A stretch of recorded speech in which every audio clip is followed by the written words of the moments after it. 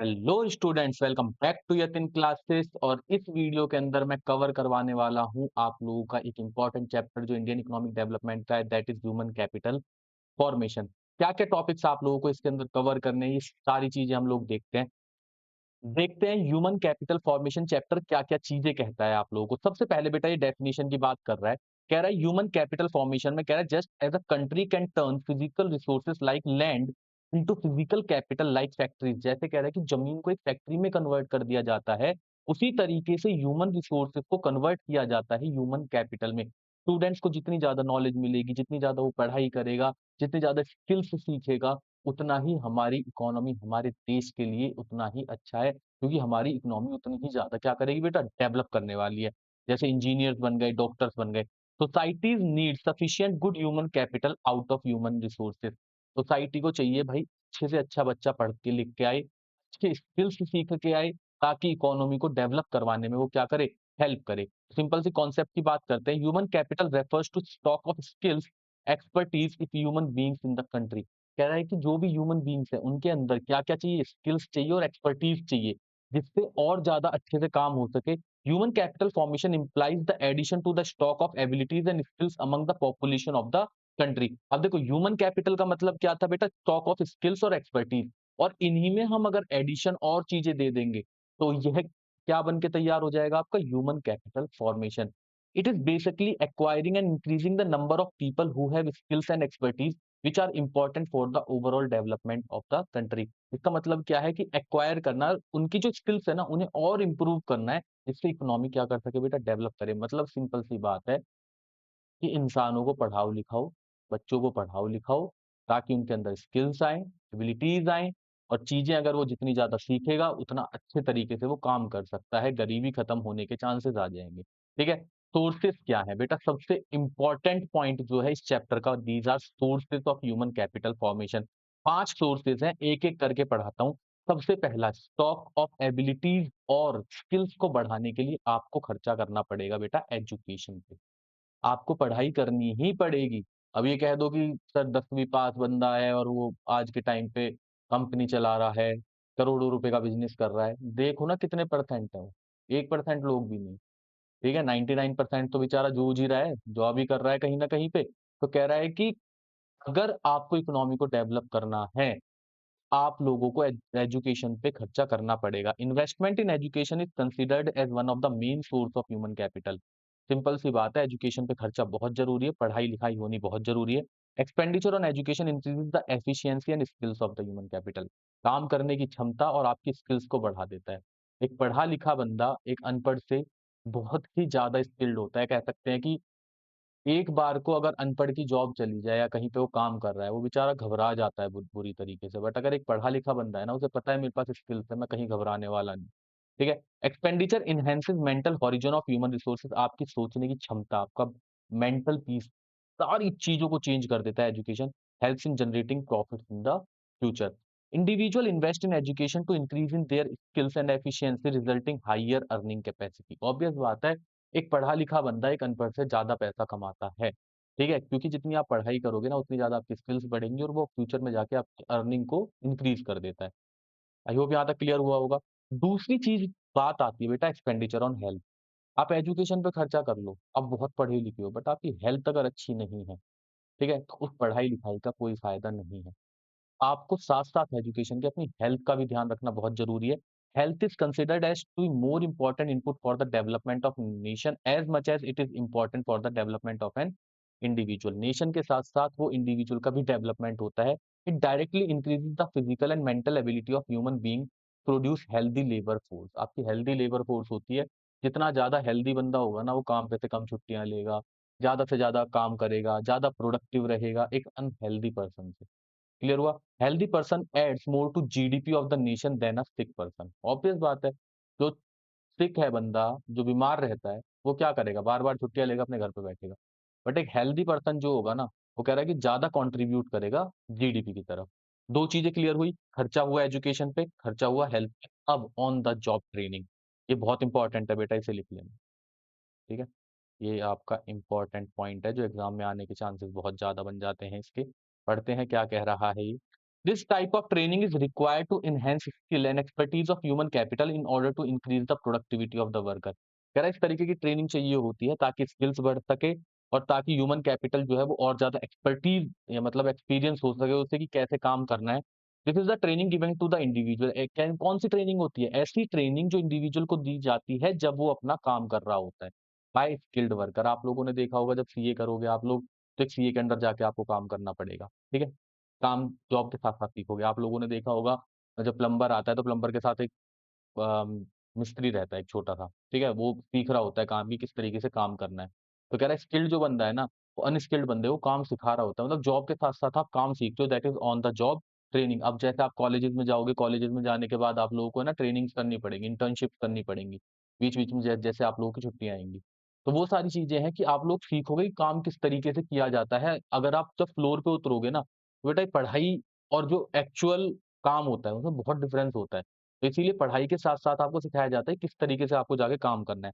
Expenditure done on the training programme will enhance the labour productivity. कह रहा है labour की प्रोडक्टिविटी को ये क्या कर देता है? इंक्रीज़ कर देता है, काम करने की क्षमता बढ़ा देता है। This makes different from the worker may be trained in the firm itself under the supervision of skilled labour. एक फर्म के अंदर आप जाओगे, आपको पहले ट्रेनिंग दी जाएगी, किस तरीके से आपको काम करना है, उसी के बाद आप क्या हो जाते हो? ट्रेन। 3 पॉइंट हो गए, पहला खर्चा एजुकेशन पे, दूसरा हेल्थ पे, तीसरा ऑन द जॉब ट्रेनिंग पे। फोर्थ देखते हैं बेटा, फोर्थ है एक्सपेंडिचर ऑन माइग्रेशन। माइग्रेशन का मतलब क्या होता है बेटा? एक जगह से दूसरी जगह माइग्रेट करना। गाँव के लोग शहरों की तरफ आते हैं काम ढूँढने के लिए और शहर के लोग विदेश जाते हैं काम ढूँढने के लिए। तो कह रहा है माइग्रेशन पे जब आप खर्चा करते हो ना, एक जगह से दूसरी जगह शिफ्ट होते हो, तो आपकी जो अर्निंग है ना वो इंक्रीज़ हो जाती है।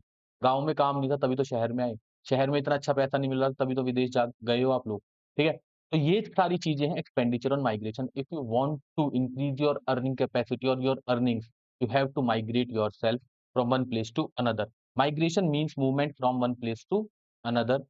People move from one place to another in search of jobs where they can utilize their skills in an efficient way। ठीक। Expenditure done on migration is also considered as source of human capital formation as the earning are much higher than the cost। कह रहा है earning है ना आपकी cost से बहुत ज्यादा इंक्रीज हो जाती है। Migration involve cost of transportation, higher cost of living.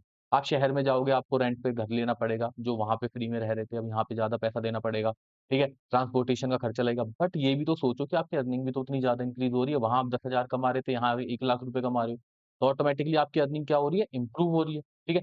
तो ये था चौथा खर्चा जो आप लोग करने वाले हो अपने माइग्रेशन पे। और हाँ जी बेटा, लास्ट पॉइंट देखते हैं, एक्सपेंडिचर ऑन इन्फॉर्मेशन। बहुत ही इम्पोर्टेंट टॉपिक है, ठीक है? अभी आप जैसे ही 12th पास करोगे, अब आप इन्फॉर्मेशन पे खर्चा करना शुरू करोगे। जैसे आप कॉलेजेस विज़िट करोगे, आप जाके देखोगे कौन-सा आपको कोर्स करना है, किस कोर्स में जाके आप लोगों को आगे जाके अर्निंग कैपेसिटी आपकी अच्छी होगी, प्रोफेशनल कोर्स की तरफ जाना है या पहले ग्रेजुएशन करनी है। इन सब चीज़ों पे जो आप लोग खर्चा करने वाले हो that is expenditure on information. Information पे जो खर्चा करते हो कि फ्यूचर में जाके आपको एक्चुअल में करना क्या है। आपको एमबीए करनी है, आपको बीबीए करनी है, आपको सीए करनी है, आपको सीएस करनी है। इन सब चीज़ों की जब इन्फॉर्मेशन आप निकालनी शुरू करोगे that is expenditure on information. People spend to acquire information relating to market and educational institutions। The information is necessary to make decision regarding investment in human capital as well as for the efficient utilization of resources। इस पे खर्चा करने से ना आप लोगों की जो रिसोर्सेस हैं वो एफिशिएंटली यूटिलाइज हो जाते हैं और इन्वेस्ट करना ह्यूमन कैपिटल में ऑटोमेटिकली डेवलप्ड करता है। 5 पॉइंट मैंने आप लोगों को बताए, खर्चा एजुकेशन पे, खर्चा हेल्थ पे, on the job training, expenditure migration पे और 5वां सोर्स है बेटा expenditure on information. These are very, very, very important topic. इनमें से कोई सा भी एक पूछा जा सकता है, ठीक है? इसके बाद हम बात करेंगे बेटा ह्यूमन कैपिटल और फिजिकल कैपिटल में क्या डिफरेंस होता है। Physical capital is like machineries, ठीक है? फैक्ट्री में जो मशीनरी वगैरह लगी हुई है वो है आपकी फिजिकल कैपिटल और जो उन्हें चला रहा है दैट इज ह्यूमन कैपिटल। इंसान जो है वो क्या है? ह्यूमन कैपिटल, ठीक है? बात करते हैं physical capital implies the non human asset such as plant and machinery, tools and equipment, office supplies etcetera that help in the process of production. Production की प्रोसेस में जो हेल्प करने वाला है वो सारी चीजें क्या कहलाती हैं आप लोगों की? वो कहलाती है physical capital. Human capital refers to the stock of productive knowledge, talent, skills and abilities brought in by employees to the organization। जो भी चीजें एक ह्यूमन के अंदर है, उसकी स्किल्स, उसकी एबिलिटीज, उसका एक्सपीरियंस, वो सारी चीजें ह्यूमन कैपिटल कहलाती है बेटा, ठीक है? फिजिकल कैपिटल टेंजिबल होता है और ह्यूमन कैपिटल इंटेंजिबल होता है। बहुत इंपॉर्टेंट है, आ सकता है क्वेश्चन। कह रहा है it is an economic and technical process. Technical process है, बिल्कुल पैसा लगता है। Social process and conscious decision of the processor. ठीक है, कह रहा है सोशल प्रोसेस है, आप लोगों की जैसे जैसे आप लोग अपने ऊपर मेहनत करोगे उस तरीके से आपकी स्किल्स बढ़ेंगी। कह रहा है it can B traded in the market. कह रहा है मशीनरीज का है ना आप व्यापार कर सकते हो, बट कह रहा है स्किल्स का आप व्यापार नहीं कर सकते। आप सर्विसेज हायर कर सकते हो किसी की, कि भाई मेरे को मान लो काम आता है, वो मेरे को हायर कर लेंगे, बट वो मेरी स्किल्स को नहीं ले सकते। Clear? It is separable from its owners. Machinery को सेपरेट कर सकते हो, किसी और को बेच सकते हो। क्या मेरी स्किल्स, मेरी नॉलेज को आप सेपरेट कर सकते हो? It is not separable from its owner because it has brain and heart. Shows in financial statement, it does not show in financial. भाई ह्यूमन कैपिटल, मेरी स्किल्स क्या उनकी कंपनी की बैलेंस शीट में दिखाई जा रही है? बैलेंस शीट में मशीनरी आती है ना, कहीं पे देखा है आपने उसकी स्किल्स, उसके एम्प्लॉइज की एक्सपीरियंस कहीं पे काउंट होता हो? क्योंकि मॉनेटरी टर्म्स में आप मेजर ही नहीं कर सकते। occurs due to trade barriers, it occurs due to nationality and culture।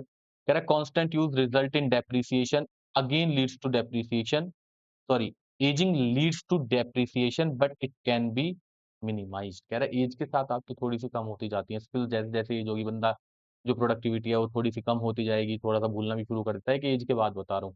But कह रहा है इसको मिनिमाइज कर सकते हो, बट वैल्यू जो मशीनरी वगैरह की है उनकी डेप्रिशिएट होती है। तो बेटा most most most important point है। ठीक है, तो थोड़ा सा इस पे अच्छे से फोकस कर लेना। नेक्स्ट पॉइंट की तरफ देखते हैं। नेक्स्ट कह रहा है problem facing human capital formation. क्या-क्या प्रॉब्लम्स आ रही हैं ह्यूमन कैपिटल में? कह रहा है राइजिंग पॉपुलेशन। कह रहा है continuous rise in population with adversely affect the quality of human capital. बेटा इतनी सारी पॉपुलेशन बढ़ती जा रही है, जैसे हमारे देश की जनसंख्या 150 करोड़ है। सारे के सारे लोग तो बिल्कुल स्किल्ड हो नहीं सकते, और ना ही गवर्नमेंट इतना खर्चा कर सकती है कि सबको स्किल्ड बना दे। Benefits of economic growth relating to housing, hospital, education etcetera have reduced due to rising population. Population इतनी बढ़ चुकी है कि सबको फ्री हेल्थ नहीं दे सकती गवर्नमेंट, सबको फ्री एजुकेशन नहीं दे सकती गवर्नमेंट, हाउसिंग सबको नहीं दे सकती। छोटे-छोटे देशों में जाओगे सब चीज़ें मिलती हैं, बट हमारे देश में नहीं हो सकती, क्योंकि 150 करोड़ की जनसंख्या है, कहाँ-कहाँ तक देंगे?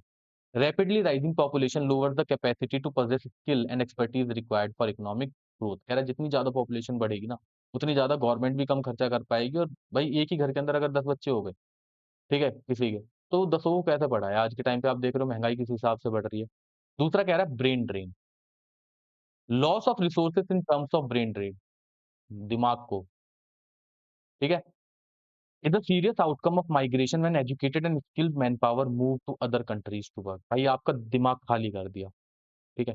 कि भाई एक बात बताओ, आपको इस तरीके से कर दिया, भाई सिंपल सी बात है, भारत के अंदर रहना है, तो आपको वो पैसा नहीं मिलेगा जो विदेशों में मिलने वाला है। ठीक है?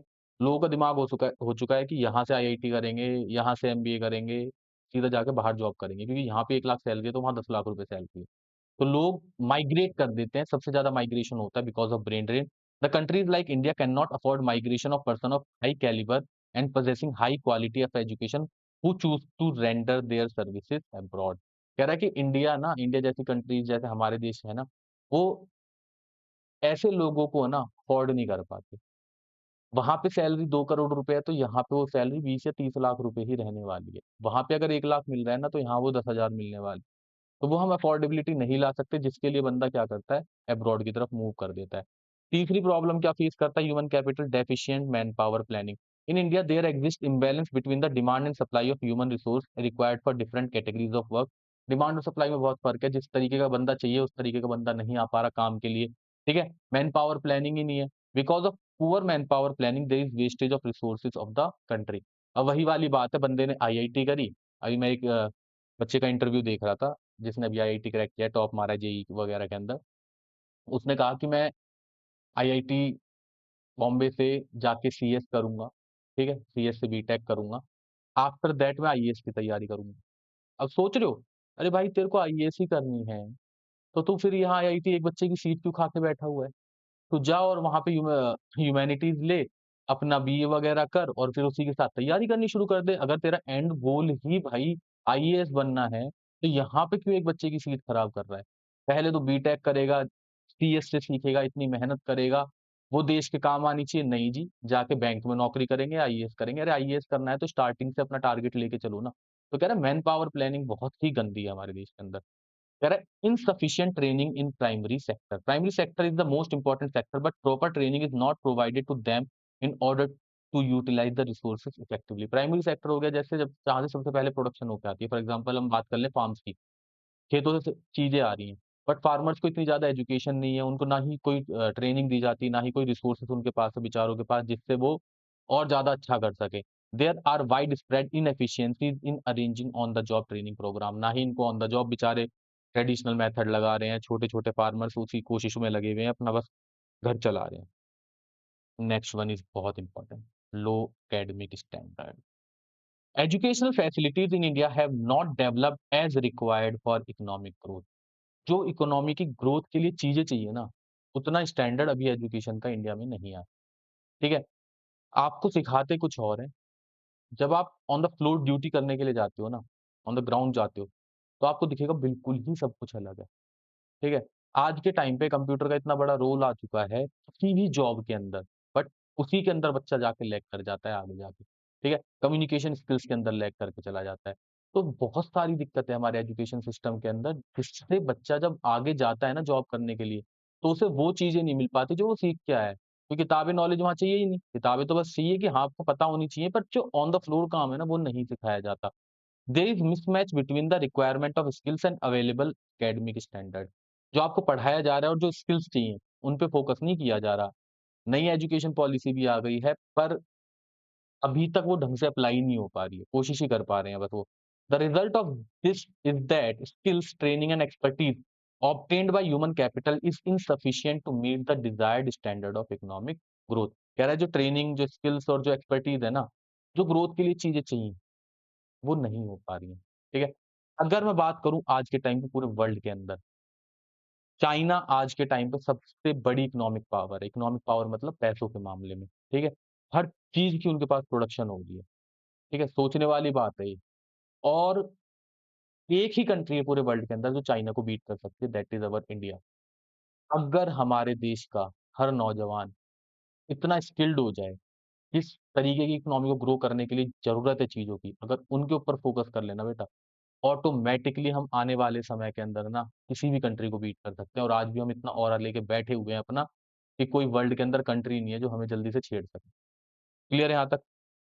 आगे बढ़ते हैं बेटा, लास्ट 2 पॉइंट रह गए। ह्यूमन कैपिटल और ह्यूमन डेवलपमेंट में क्या फ़र्क है? देखो, ह्यूमन कैपिटल एक छोटा कॉन्सेप्ट है और ह्यूमन डेवलपमेंट एक बड़ा कॉन्सेप्ट। किस तरीके से? ह्यूमन कैपिटल क्या है? It considers education and health as a means of increase labour productivity. Health पे फोकस करो, एजुकेशन पे फोकस करो और लेबर की प्रोडक्टिविटी बढ़ेगी। ह्यूमन डेवलपमेंट क्या है? It considers that education and health are integral to human. ये सिंपल सी बात है, मेरी इंटीग्रल पार्ट है ये तो। एजुकेशन मैंने ले ली, हेल्थ मेरे को अपने आप ठीक रखनी है।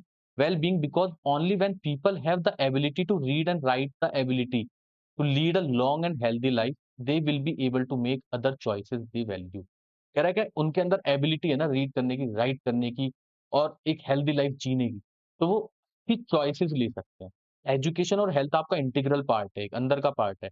अब उसको किस तरीके से यूज़ करना है, that is human development part, ठीक है? Human capital treats human being as a means to an end and being the increase in productivity। Human capital कह रहा है कि उसकी प्रोडक्टिविटी बढ़ जाएगी, काम करने की क्षमता बढ़ जाएगी। और human beings are an end in themselves. बेटा, ह्यूमन बीइंग्स तो खुद ही एंड है अपने आप में। वो जो कर सकता है ना, कोई भी नहीं कर सकता। एआई है, किसने बनाया? बनाया तो इंसान नहीं है, ठीक है? कंप्यूटर है आज के टाइम पे, बनाया किसने? बनाया तो इंसान नहीं है। इंसान से ज़्यादा दिमाग तो पूरे वर्ल्ड में किसी के पास नहीं, ठीक है? चाहे वो जानवर हो, चाहे कुछ भी चीज़ हो, इंसान से ज़्यादा चीज़ें तो नहीं है। तो वो अपने आप में एक बंदा है कि जो दुनिया को खत्म करना चाहे 1 मिनट में खत्म कर सकता है। In human capital, investment in education and health is unproductive if it does not enhance output of goods and services। कह रहा है आप एजुकेशन पे खर्चा करो, आप हेल्थ पे खर्चा कर लो, अगर आप इकोनॉमी में काम नहीं आ पा रहे, देश के लिए काम नहीं आ पा रहे, आउटपुट में कोई ग्रोथ नहीं करवा पा रहे, आपका कोई फ़ायदा नहीं है। In human development, human welfare should be increased through investment in education and health, even if such investment do not result in higher labor productivity, that every individual has a right to healthy and literate। कह रहा है human development का मतलब simple कह रहा है कि human का वेलफेयर करना बहुत ज़्यादा ज़रूरी है। अगर वो इन्वेस्टमेंट नहीं भी करता है एजुकेशन के अंदर, तब भी उसका कर्तव्य बनता है बेटा ह्यूमन को डेवलप करवाना, किसका? सरकार का। कि उसका एक अधिकार है कि वो हेल्थियर लाइफ जिए ही जिए, ठीक है? तो ये तो सरकार को प्रोवाइड करवाना पड़ेगा, अपने ह्यूमन को डेवलप करवाना पड़ेगा, इम्पोर्टेंट पॉइंट है। लास्ट पॉइंट देखते हैं बेटा, लास्ट पॉइंट क्या कहता है आप लोगों का? Discuss the need of promoting women's education in India.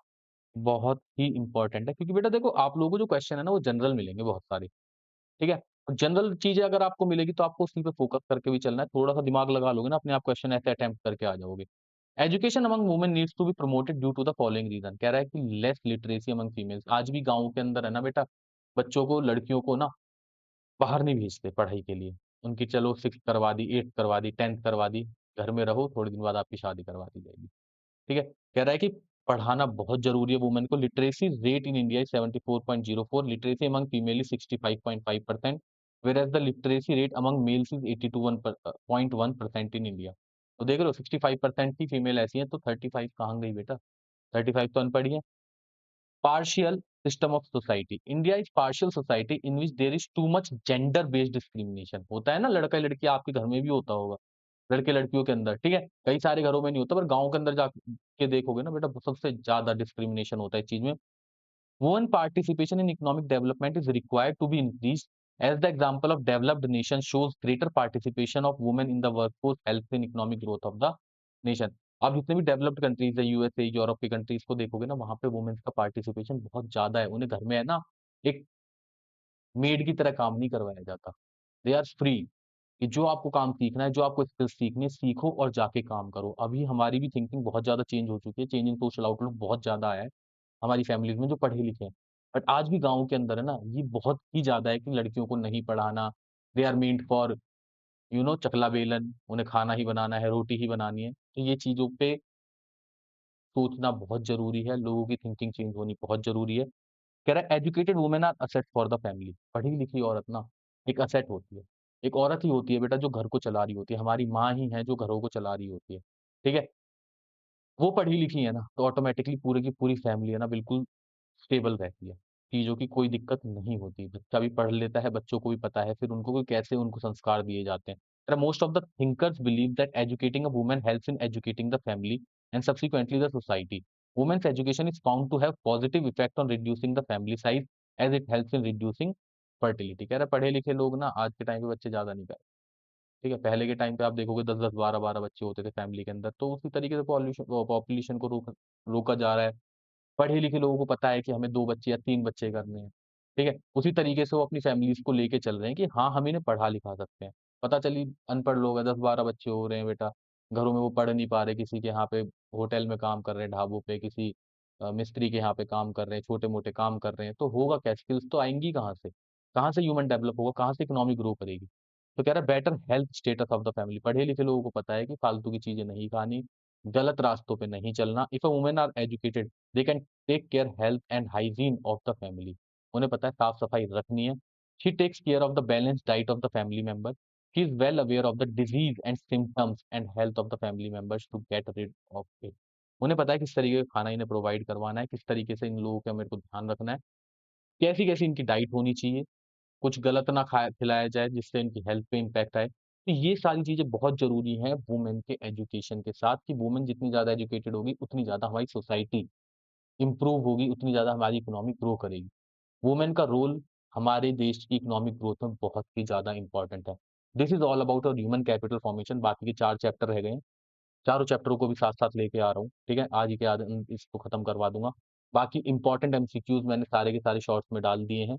उन्हीं एमसीक्यूज़ को करके बेटा चले जाओ। मैं फिर बता रहा हूँ, आपका इंडियन इको के जो 10 एमसीक्यू आने वाले हैं, सब उन्हीं 8 चैप्टर में से निकलेंगे, जो-जो 10-10, 15-15 एमसीक्यू हैं, ज़्यादा भी नहीं है। पढ़ते चले जाओगे तो भी आप लोगों का काम हो जाएगा। तो मिलते हैं नेक्स्ट वीडियो में, तब तक के लिए bye-bye, thank you so much.